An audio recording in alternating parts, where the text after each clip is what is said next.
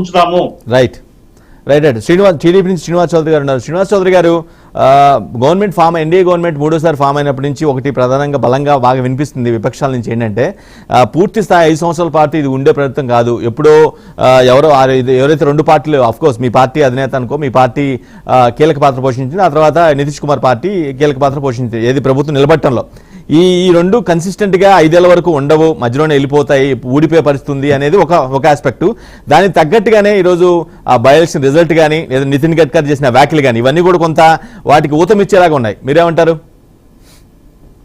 వెంకట్ గారు, మొదట మీకు బీఆర్కే న్యూస్ ప్రేక్షకులకి, అనలిస్ట్ కోటేశ్వరరావు గారికి, కాంగ్రెస్ నేత బాబు గారికి నా తరఫున తెలుగుదేశం పార్టీ మొదటి నమస్కారం. దేశంలో ఎన్నికలు సర్వసాధారణ జరుగుతోంది. గెలుపు ఓటములు సర్వసాధారణం. గెలుపు తలకెక్కించుకుంటే ప్రమాదం ఉంది, ఓటమిని విశ్లేషించకపోతే కూడా ప్రమాదం ఉంది. ఇప్పుడు మా రాష్ట్రంలో జరిగిన ఎన్నికలపైన జగన్మోహన్ రెడ్డి గారు విశ్లేషించడం మానేశాడు. ఎందుకంటే ఆయన వాస్తవం తెలుసు కాబట్టి. ఇప్పుడు దేశవ్యాప్తంగా జరిగిన 13 ఇదేంది సెమీఫైనల్ ఫైనల్ ఎలక్షన్స్ కాదు సార్, ఒక ఉప ఎన్నికలు నిలిచిపోయినా 13 స్థానాలు. దీంట్లో జనరల్ గానే అధికారం శాశ్వతం కాదు, గెలుపు శాశ్వతం. ఎవరిచ్చినా 5 ఏళ్లే కదా పర్మిషన్ ఇస్తారు, 5 ఏళ్లే అధికారాలు. అయితే ప్రభుత్వాలు చేసే మంచిని ప్రజలు ఇచ్చిన తీర్పును బట్టే ఎన్నికలు జరుగుతాం. గతంలో రాజశేఖర రెడ్డి గారు ప్రభుత్వం ఉన్నప్పుడు, అలాగే అంతకుముందు ఇందిరాగాంధీ గారు కానీ, రాజీవ్ గాంధీ గారు కానీ, అలాగే ఇప్పుడు రాహుల్ గాంధీ గారు. ఇందిరాగాంధీ శకం వేరే. ఆవిడ ఒక రకంగా చెప్పాలంటే కాంగ్రెస్ పార్టీని ఒంటి చేతులు నడిపించి, ఆ తదనంతరం రాజీవ్ గాంధీకి వచ్చాడు. ఆయన అనివార్యాల వల్ల, దుర్మార్గం వల్ల ఆయన హత్య చేయబడ్డాడు. ఆ తర్వాత రాహుల్ గాంధీ తన పదవిని చేపట్టిన తర్వాత చాలా నక్కముక్కల్లో తనాలు వచ్చింది. అంటే సోనియా గాంధీ గారు, మన్మోహన్ సింగ్ పీరియడ్ వేరు. ఎందుకంటే వాళ్ళు సోనియా గాంధీ గారు నడిపిన ప్రభుత్వం, ఆవిడ మన్మోహన్ సింగ్ గారిని అధ్యక్షుడిగా ప్రవేశించారు. అయితే విధానాలపై నిర్ణయాలు, ప్రజలకు ఉన్నటువంటి సౌకర్యాలు, ఆ రాష్ట్ర దేశ భవిష్యత్తు భద్రత, జీడీపీ రేట్, ప్రజల అవసరాలు తెలుస్తున్నాయా లేదా గమనించాలి. గతంలో స్వతంత్రం తెచ్చింది కాంగ్రెస్ పార్టీ అయిండొచ్చు, ఎన్నో ఏళ్ళు దేశాలు పరిపాలించవచ్చు.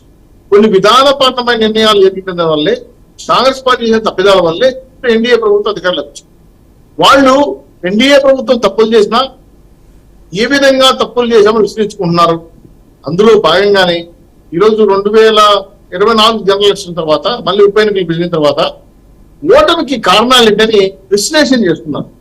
గడ్కరీ గారు ఆర్ఎస్ఎస్ బ్యాక్ బోన్ ఉంటారు. ఆయన కొద్దిగా రాజకీయ పరిణితి కలిగిన వ్యక్తి. అటువంటి వ్యక్తి మనం మళ్ళీ తప్పులు చేయకూడదు, తప్పులు చేస్తే కాంగ్రెస్ పట్టినకైతే మనకు పెడుతుంది, అలాంటి తప్పులు కాంగ్రెస్ మీద ప్రభుత్వ వ్యతిరేకత మనకు ఓట్లేశారు, సో మనం ప్రజల అభిమానాన్ని చొరగొనాలి, ప్రజల మన్నను చొరగొనాలి, మళ్ళీ ఇటువంటి ఓటమి రాకూడదని పార్టీ కార్యకర్తలు వాళ్ళు విశ్లేషించుకుంటున్నారు.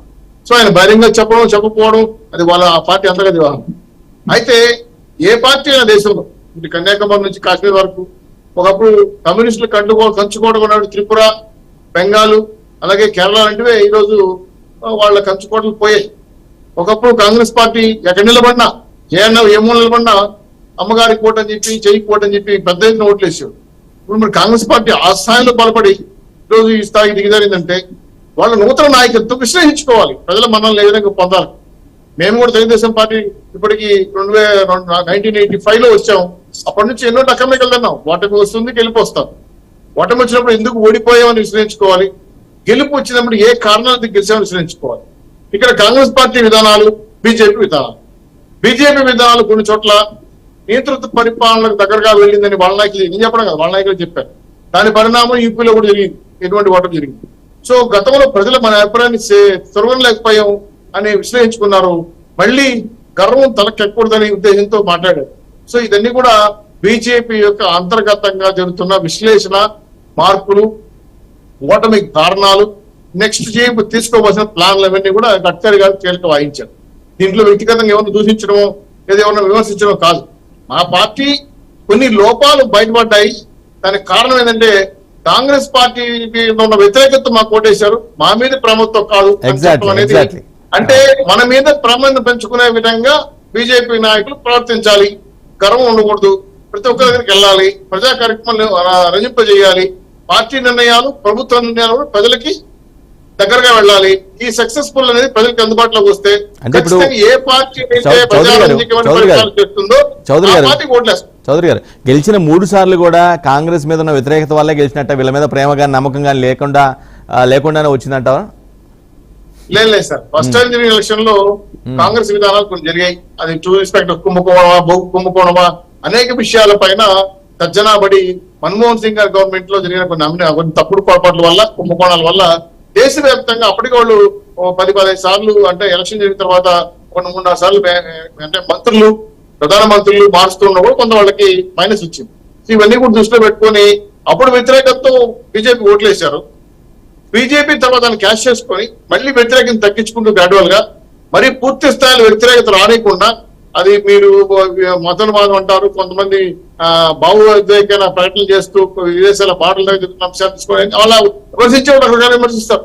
కానీ ఇక్కడ గెలిచారా లేదా, ఎలా గెలిచారు, ఏ అంశాలు తీసుకెళ్లారు ప్రజలకి అనే చాలా విషయాలు పరిగణలోకి తీసుకుంటే బీజేపీ 3వసారి కూడా గెలిచిందంటే కాంగ్రెస్ లో చాలా పెద్ద ఎత్తున అంతర్మతం జరగాలి. ఇది ఎలా జరగాలంటే గెలుపు వైపు జరగాలి. ఎవరి లోపం వల్ల మూడోసారి లెక్కల్లో శ్రీనివాసరావు గారు 3సారి లెక్కలు అంచనా వేయడంలో వచ్చే నెంబర్స్ అంచనా వేయడంలో బీజేపీ కూడా తడబడింది. ఈజీగా 400 అని అనుకుంది, కానీ చాలా 302 నుంచి 244 పడిపోయింది. అంటే చాలా వరకు తగ్గిపోయింది అది కూడా. వెంకట గారు, ఇప్పుడు బిఫోర్ ఎలక్షన్ ఆఫ్టర్ ఎలక్షన్ సర్వేలు కావచ్చు, అదేవిధంగా ఎగ్జిట్ పోల్స్ కావచ్చు, చాలా అంశాలు శాస్త్రీయంగా ఉండటం లే. కొన్ని పార్టీలకు వంట కాస్తూ కొన్ని సంస్థలు తీర్పాలు ఇస్తున్నారు. వాటిని బేస్ చేసుకొని మనం మాట్లాడకూడదు. ఇప్పుడు రాజీవ్ గాంధీ గారు ఉన్నప్పుడు ఎటువంటి నిర్ణయాలు తీసుకున్నారు, మన్మోహన్ గారు ఎటువంటి నిర్ణయాలు తీసుకున్నారు, ఇప్పుడు మోడీ గారు ఎన్ని నిర్ణయాలు తీసుకుంటున్నారు.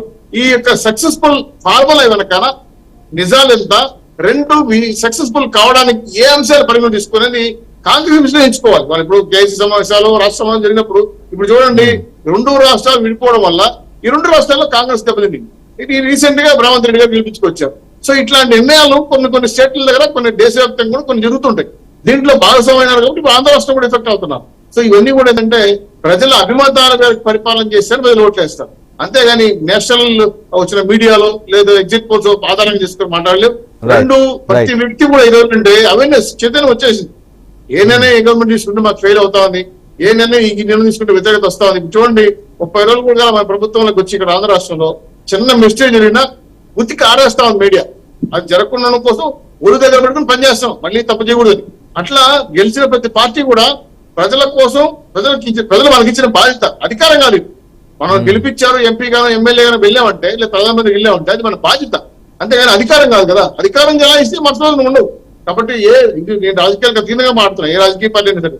కాబట్టి నేను అనడం ఏంటంటే, దక్షిణ భారతదేశంలో బలంగా ఉన్నప్పుడు కాంగ్రెస్ పార్టీ, ఉత్తర భారతదేశంలో బలంగా ఉన్న కాంగ్రెస్ పార్టీ ఈ రోజు బలహీనపడడానికి రాష్ట్రాల వారీగా ఇప్పుడు చూడండి, 29 రాష్ట్రాల్లో ఎన్ని రాష్ట్రాల్లో కాంగ్రెస్ పార్టీ అధికారంలో ఉంది, ఎటువంటి నిర్ణయాలు తీసుకోవడం మనం ఎన్నికెళ్ళాము అనేది శాస్త్రీయంగా విశ్లేషించుకొని ఆప్టిమైజ్ చేసుకొని ప్రజలకు దగ్గరకు కావడానికి సరైన పథకాలు తీసుకురావడంతో పాటు రాష్ట్ర దేశ ఆర్థిక పరిస్థితులు అలాగే రక్షణ పరిస్థితులు కూడా ఆకలింపజేసుకుని నిర్ణయాలు తీసుకోవాలి.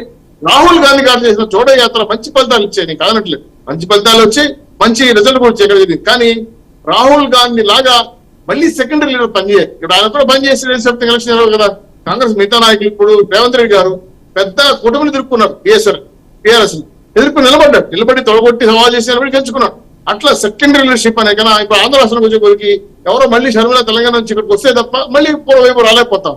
కాబట్టి అటువంటి లీడర్షిప్ ని డెవలప్ చేసుకుంటూ ఇతర పార్టీ యొక్క ఓటములు బలాలు బెరు చేసుకోవడం కోసమే నితిన్ గడ్కరీ మళ్ళీ బీజేపీలో అటువంటి లొక్కలకు రాకూడదు, తప్పులు చేయకూడదు, మనం జాగ్రత్తగా ఉండాలి, పరిపాలన బాగా అందించాలి.